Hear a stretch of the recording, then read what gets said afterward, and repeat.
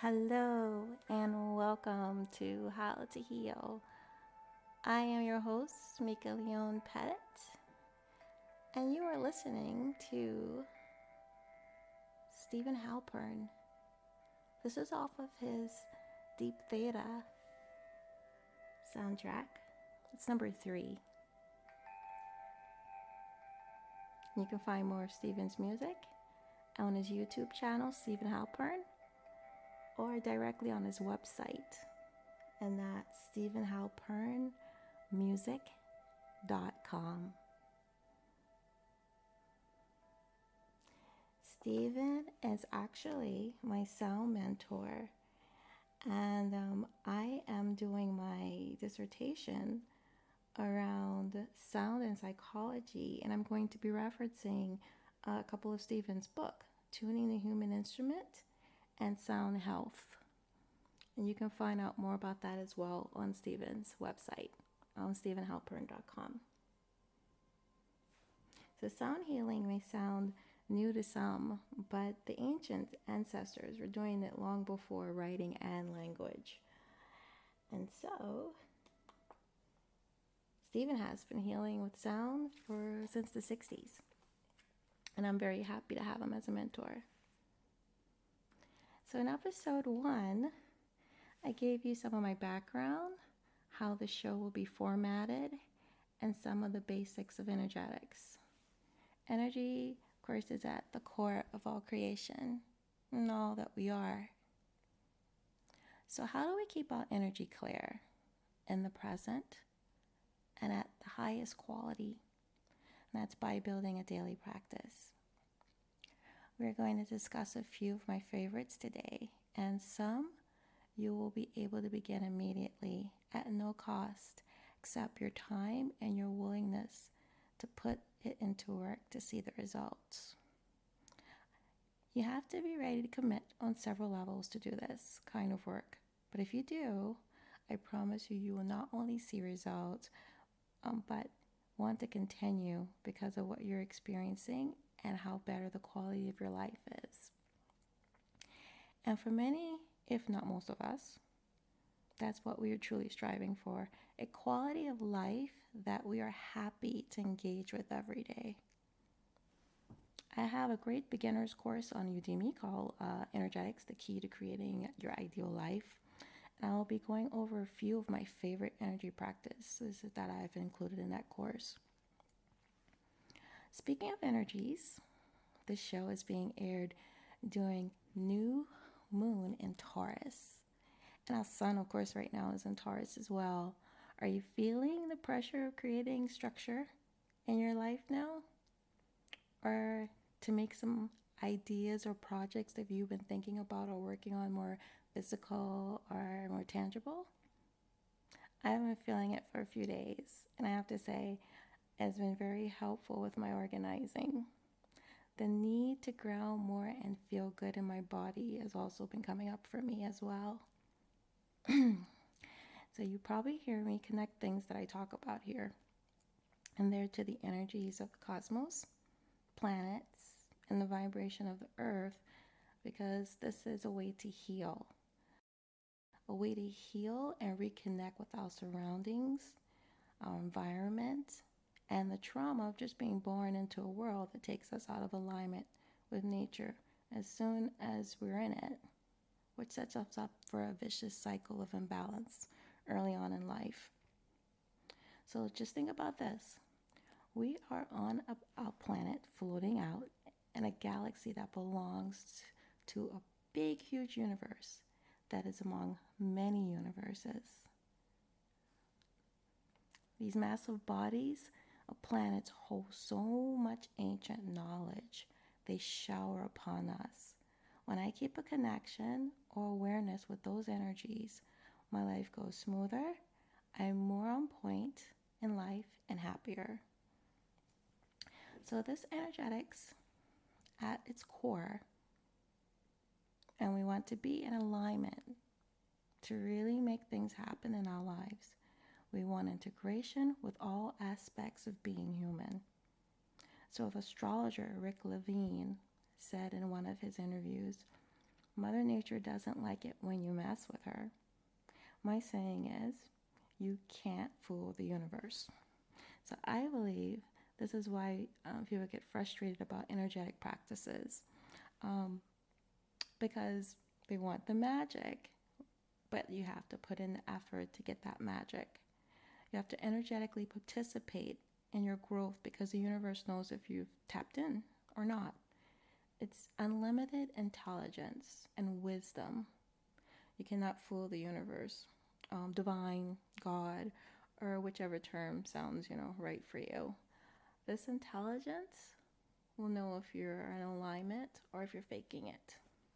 So that's why when you use, things like manipulation instead of work on your self-development, things don't quite go the way you planned.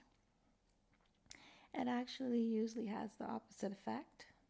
And if you do get something similar to what you expected, since you did not get it being in alignment with the best possibilities and outcomes for all involved, it comes in all kinds of challenges or complications you were not expecting. So,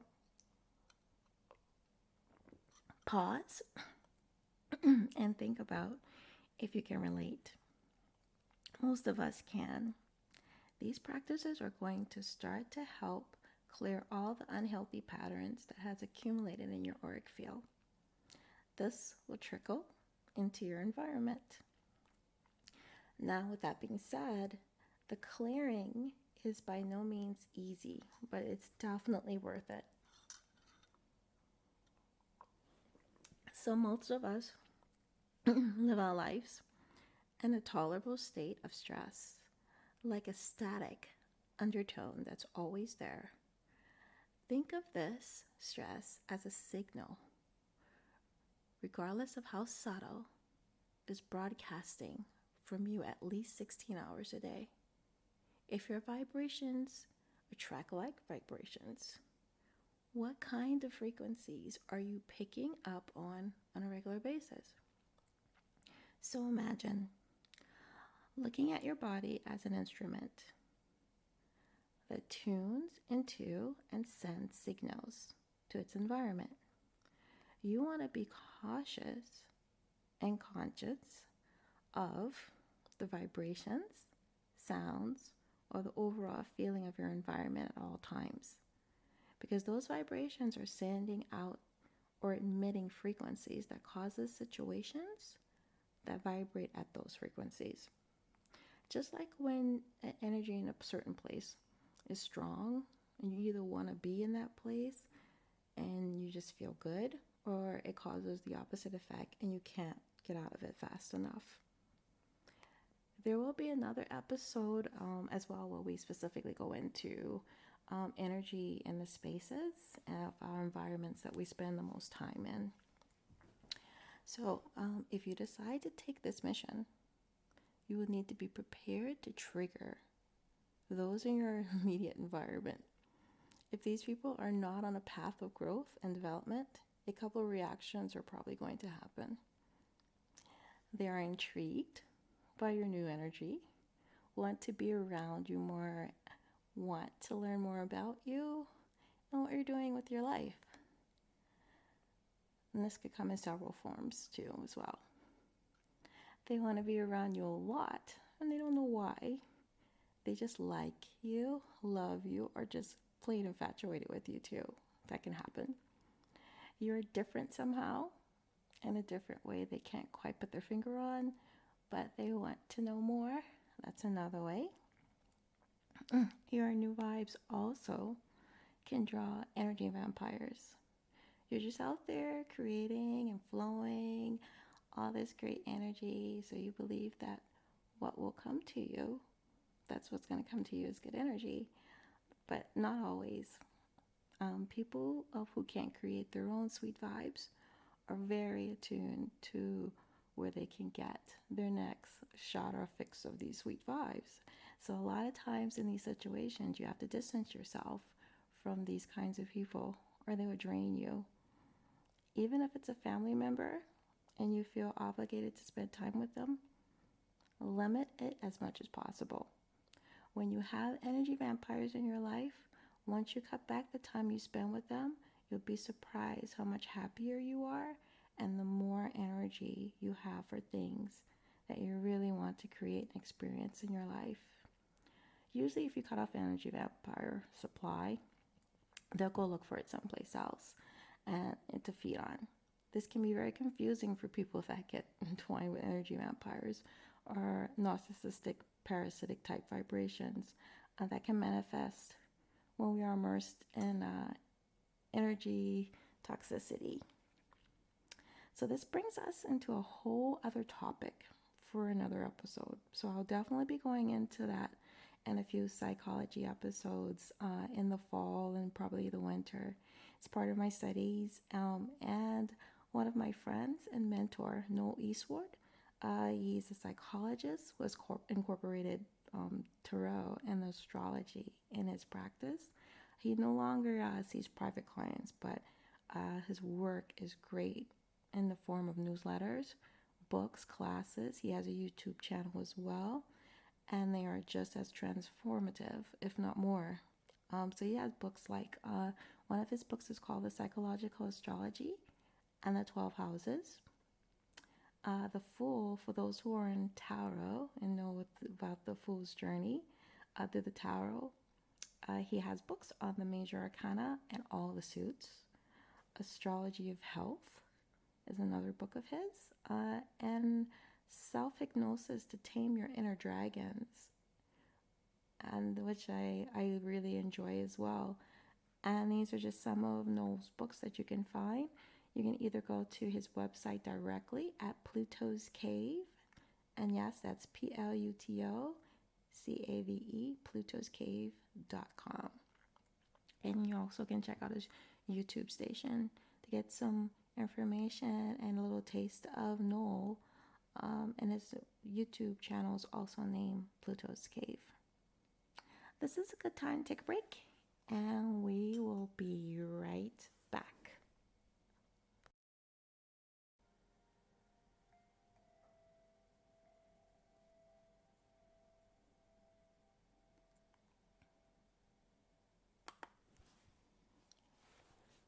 We are all here to do something specific and unique to our original blueprint.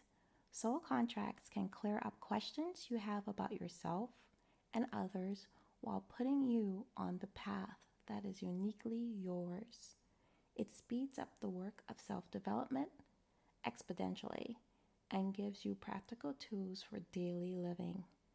To learn more about or experience a soul contract reading, go to MikaLeone.com. That's www.MikaLeone, MikaLeone.com, and get your free 15-minute consult to find out if a soul contract is right for you.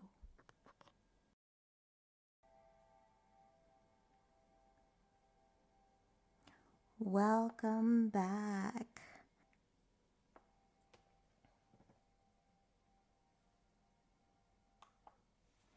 So now we have discussed some of the issues or challenges of vibing high, where you're a magnet for all kinds of strange and wonderful things. That brings us to some of my favorite energetic practices. We're going to talk about a few of those here.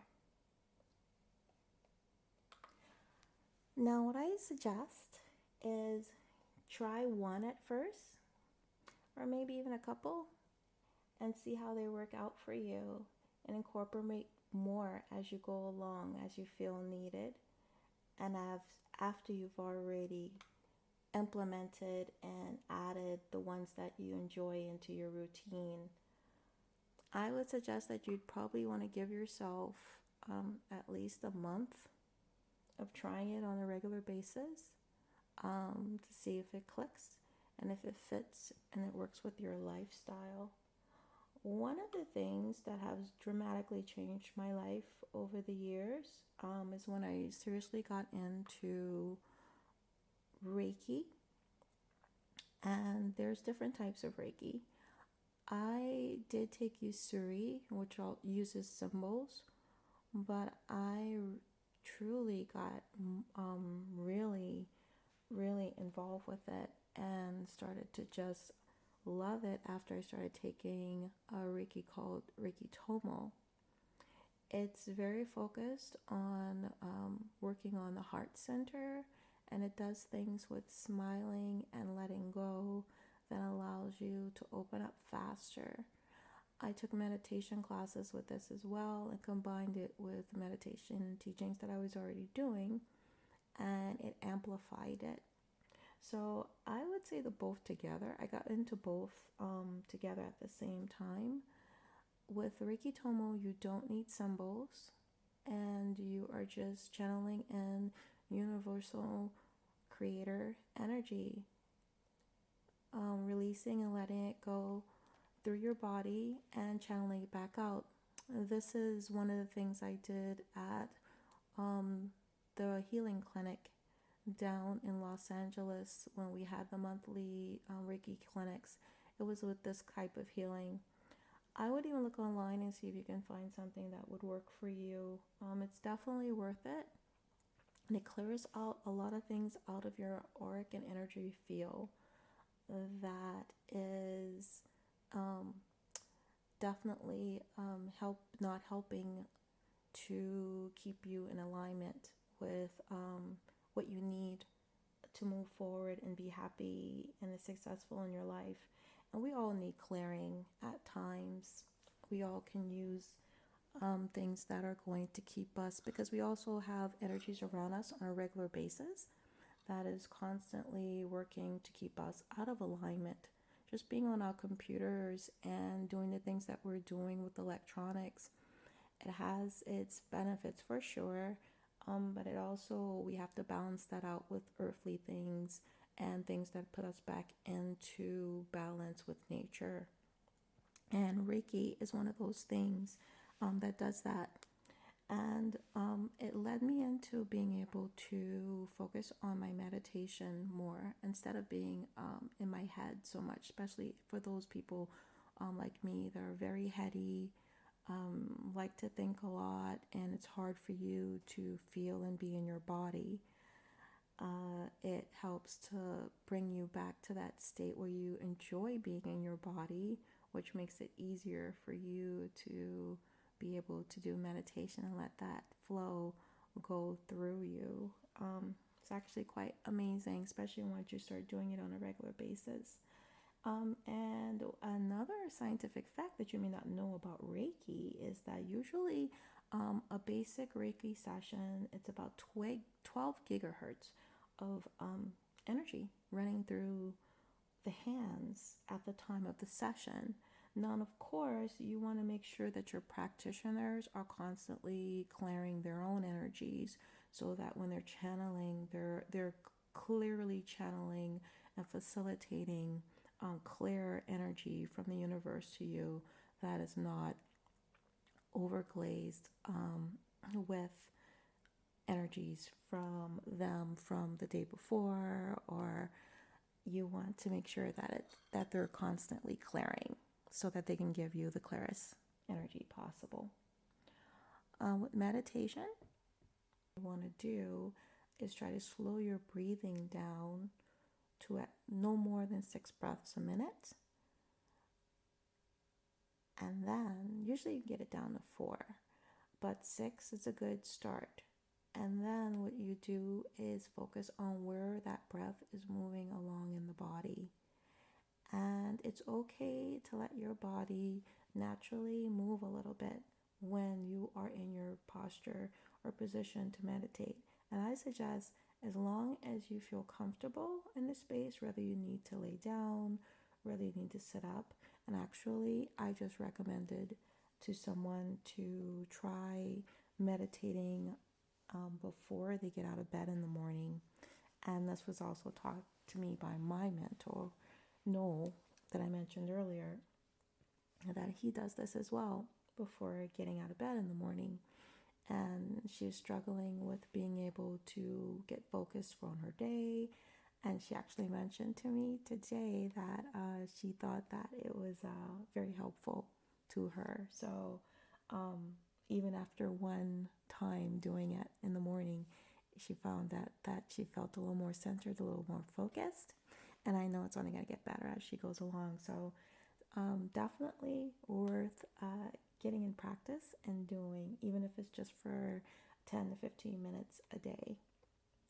You're going to feel a lot better. That leads me into another one of my favorite energetic practices, which is I call it grounding. Some people call it earthing as well.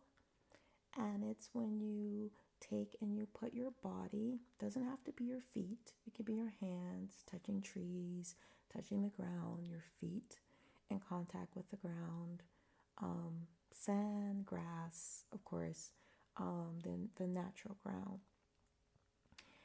Because what you find is, especially in today's world, most of our shoes are made with soles that do not allow us to get the natural flow of energy that we would normally be in contact with in nature to help us stay healthy. We're usually disconnected from that, whether we're in the house or whether we're walking outside, because of the soles of our shoes. So when you ground and you actually go out there and make a conscious effort to make contact and communication with the nature and the environment, that naturally brings you back into a level of alignment energetically with the earth energies. It helps the bodies in ways of like inflammation, sleeping better, and you can also get grounding mats to put in your bed as another method to get those energies back into your life. And I found that just being on the computers and having the high-tech world that we have now, it's always good to get outside as much as possible and take and neutralize some of those energies for sure. Another thing that I like to do, along with the meditation, the grounding, and Reiki, is breath work. Most of us already are shallow breathers, just by environmental, unless we consciously make an effort to be a deep conscious breather. Meditation, usually you get practices that give you breath work before and during meditation, or if you're doing yoga, usually you will get pranayama, breath work in your routine with yoga as well. But you can still do it outside of classes, or if you're not a yogi, or even if you're not meditating, focus, keep your breath full, and move it throughout your body, to give your body more awareness and to also keep you in the present. Energetically, you want to be in the present as much as possible, not in the past, not in the future. And breathing and knowing where your breath is and making those full breaths will keep you in the conscious present moment. I also do treatments on my water. Even if I usually try to keep it in glass. I can't always get it in glass, but I try to get my water in glass as much as possible, and then I charge it with things like crystals. I tune it with sound healing, and I will also make sure I try to alkalize it as much as possible as well.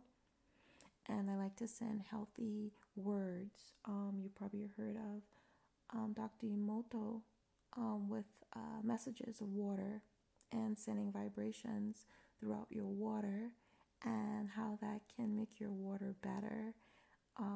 Saying positive things to your water, giving your water bottle or container labels with positive words, amplifies and charges it. And he's proven this in different scientific studies on the shape of the water molecules when they hear positive things, and then when they hear not so positive things. It's actually pretty amazing. So I highly suggest it. And I use a lot of plant medicine for energetic vibrations, and I use them in several different ways. I use essential oils, and I use those essential oils by diffusing them. I use them on my body. I use them internally, and of course, you have to be very careful and make sure that you get therapeutic grade oils that are designed to be ingested internally. Spraying them throughout the room, but they have a very high frequency, and they can shift your emotions. They can do many things to your body. A lot of oils have a lot of different qualities that can be used. So one oil can do several different things to keep you healthy, and that's what I love about the plants. You can also take it if you're not comfortable taking the essential oils internally. You can also go the route of taking the herbs and do herbal extracts and herbal teas. And that's another way that I keep that vibration of plant medicine in my life and in my body. And we actually will be talking with some of them on the show, talking about the energy of plant medicine and how they got into it and how they're helping others with it. Also, I have to do flower essences. Flower essences usually go with the actual flowers, and a lot of them are, and there are different methods that people use to make flower essences. I've made it in the class doing flowers in pure water outside in the sun. It collects the vibrations off of the plant petals in the flowers, and it imprints it in the water, and that's your mother. And then you can take and make a lot of little bottles from that mother base, and it's very subtle but very healing. And what I love about these flower essences, the essential oils, and even the herbs, it's that you can take them, and then all of a sudden they just work. Whatever you were taking them from, you just notice that, oh, I don't need it anymore. So they're very, very great, and they're like food to our bodies too. So they naturally have a symbiosis or a relationship that is naturally flowing, and our bodies can instantly understand and communicate with. So I also, one of my other favorites I want to get to before, and we'll go into more later, and we'll go into more in other interviews and other shows. But another thing that I love is sound healing for vibrations. I use frequencies, different types of frequencies for different types of things. It could be crystal bowls with different A, B, C tones that resonate with different parts of my body or chakras. Or it can be ones that are to help balance the left and the right hemispheres of the brain. And I love using tuning forks. I've been using them consistently now for a little over close to 3 years. And before that, I would just use them off and on. But I do notice now when I don't use them, and I like to use them in my classes. So I've done the recent plant medicine class. I did a little tune-in prior to us doing the panel and doing the questions and answer session of the panel. I did a session, and then I like to do them in class to bring everybody into center. So I did it. So I love these forks because with sound medicine, for one, the forks are easy to take around, especially if you travel a lot, and I like to travel, so they're easier to take around than a crystal bowl or a bigger instrument like a gong or a didgeridoo or things like that. Also, too, these forks, the sound that comes from them, and it's even the sounds from the frequencies, whether you're listening to them on a computer or if you are just if you're doing them alone at home, sound resonates through you. And thank you so much for joining me today. And I would love to hear your results with some of the energy techniques that I've mentioned. Did you try one? Did you try a couple? How did they make you feel? And any feedback, anything that you incorporated that I didn't include in this episode, I would love to hear more. So I'm going to end the show with more Stephen, and I will see you on the next time on How to Heal. Bye for now.